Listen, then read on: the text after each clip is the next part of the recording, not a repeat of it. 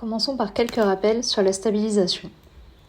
Une stabilisation est un accessoire qui se fixe à l'avant de l'arc. Il s'agit d'une longue tige constituée d'un ou plusieurs tubes en carbone ou en aluminium, et souvent équipée d'amortisseurs en caoutchouc, ainsi que de masses plus ou moins lourdes. Les stabilisations dites multitubes sont plutôt d'ancienne génération et ne sont plus trop disponibles dans le commerce. Cependant, vous en trouverez encore de nombreuses en vente sur des sites dédiés à la seconde main. Elles ont l'avantage d'être légères et d'avoir une faible prise au vent. Il existe de très nombreux modèles de stabilisation monotube disponibles partout en archerie. Une stabilisation a plusieurs fonctions. D'une part, elle sert à stabiliser la visée. En clair, la stabilisation forme une sorte de contrepoids à la traction de la corde, ce qui améliore donc la stabilité de l'ensemble. D'autre part, la stabilisation a pour fonction d'absorber les vibrations. En effet, la stabilisation permet de dissiper les vibrations qui résultent de la libération de l'énergie emmagasinée dans les branches et non restituée à la flèche. Elle améliore donc le confort pour l'archer et réduit les traumatismes, notamment pour ses articulations. Il s'agit d'un accessoire dont l'intérêt est souvent sous-estimé, alors qu'il a un impact réel sur les sensations lors du tir. Une stabilisation complète est constituée de plusieurs éléments. La stabilisation centrale, ou canne centrale, est l'élément le plus long de la stabilisation. À l'extrémité, on retrouve souvent un amortisseur, aussi appelé damper, et une ou plusieurs masses. La stabilisation centrale est reliée à l'arc par une extension et un V-bar. Le V-bar est également un support pour les stabilisateurs latéraux. Mais comment choisir sa stabilisation ? Si chacun des éléments présentés précédemment a un rôle à jouer dans l'équilibre et l'absorption des vibrations, il ne faut pas oublier que chaque élément apporte également un poids supplémentaire à l'arc. Un arc plus lourd sera un arc plus stable, mais avec plus de poids, il est parfois difficile de maintenir en place le bloc avant. Il y a donc un équilibre à trouver selon vos capacités physiques, votre posture, votre technique, mais aussi vos exigences de performance. Généralement, les jeunes archers, débutants ou confirmés, utiliseront seulement une petite stabilisation à l'avant. Par exemple, au lieu d'utiliser une stabilisation centrale comme le ferait un archer adulte, on peut utiliser seulement un latéral comme stabilisation. Les jeunes archers compétiteurs, mais aussi les adultes débutants ou confirmés, utiliseront quant à eux un stabilisateur long.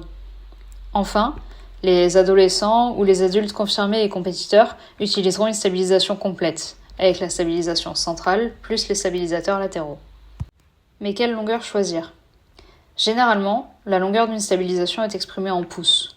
En moyenne, les stabilisations latérales mesurent entre 10 et 15 pouces, les stabilisations centrales mesurent entre 26 et 32 pouces, et les extensions, quant à elles, mesurent généralement entre 2 et 6 pouces. En règle générale, la longueur de la stabilisation centrale est approximativement égale à la longe de l'archer. Autrement dit, votre stabilisation centrale doit faire approximativement la longueur de vos flèches. Pour les latéraux, la plupart du temps, il suffit de choisir une longueur cohérente avec celle de la stabilisation centrale. En clair, si je choisis une stabilisation centrale plutôt dans le bas de la gamme de longueur proposée, je prends également des latéraux plutôt courts. Il ne s'agit pas d'une règle universelle et le choix de la configuration est propre à chaque archer et aux sensations qu'il souhaite ressentir. Il existe même quelques rares modèles télescopiques afin de pouvoir tester la configuration la plus optimale. Généralement, il y a deux matières de prédilection pour les stabilisations, l'aluminium et le carbone. Si l'aluminium est moins coûteux et très durable, il absorbe moins efficacement les vibrations. Il est également moins rigide. Le carbone, quant à lui, absorbe mieux les vibrations naturellement. Il est plus silencieux et plus rigide.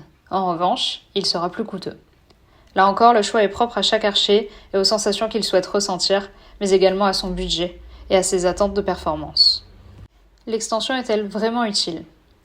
L'extension déplace le centre de gravité de l'arc. Elle diminue le besoin d'ajouter des masses sur la stabilisation centrale pour obtenir des sensations similaires. Plus l'extension est grande, plus le centre de gravité est déplacé vers l'avant. Si le centre de gravité est déplacé vers l'avant, alors votre arc aura un mouvement plus dynamique. En clair, si vous souhaitez un arc avec une réponse plus lente et plus contrôlée, utilisez une extension plus courte ou fixez directement le V-bar sur votre poignet. Si vous cherchez un arc avec une réaction plus vive et dynamique, utilisez une extension plus longue. Certains V-bars se placent directement sur la stabilisation centrale et vous pouvez les faire coulisser plus ou moins loin de la poignée. Vous pourrez ainsi moduler votre configuration et encore une fois, tester celle qui vous convient le mieux. De la même manière, il existe des V-bars fixes ou orientables. Encore une fois, c'est une question de préférence. Un V-bar fixe sera moins coûteux, très durable, il ne risque pas de se desserrer et il est plus léger. En revanche, vous ne pourrez pas modifier la configuration. Un V-bar orientable est réglable en ouverture et en inclinaison des latéraux.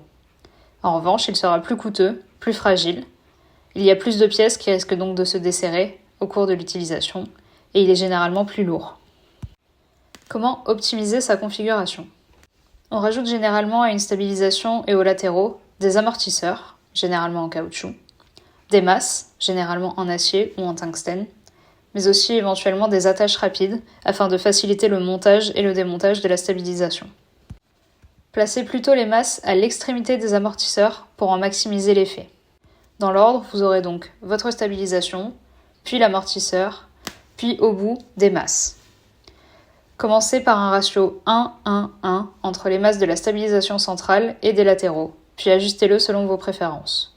Ainsi, si vous ajoutez 3 onces de masse à l'avant de votre stabilisation centrale, ajoutez également 3 onces sur la stabilisation latérale gauche et 3 onces sur la stabilisation latérale droite.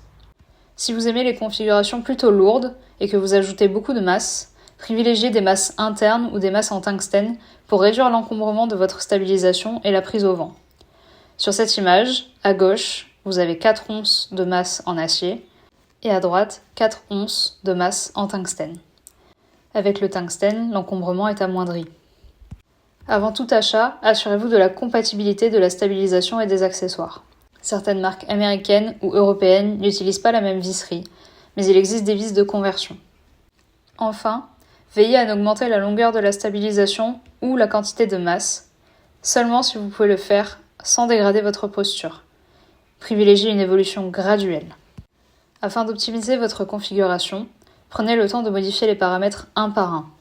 Ouverture du V-bar, inclinaison des latéraux, répartition des masses. Chaque élément va modifier les réactions de la stabilisation et les sensations pour vous. Prenez donc le temps de tirer quelques volets dans chaque configuration et observez les éléments suivants. L'équilibre de l'arc, la stabilité de la visée, la sortie de l'arc de votre main, mais aussi les vibrations résiduelles et le son de l'arc.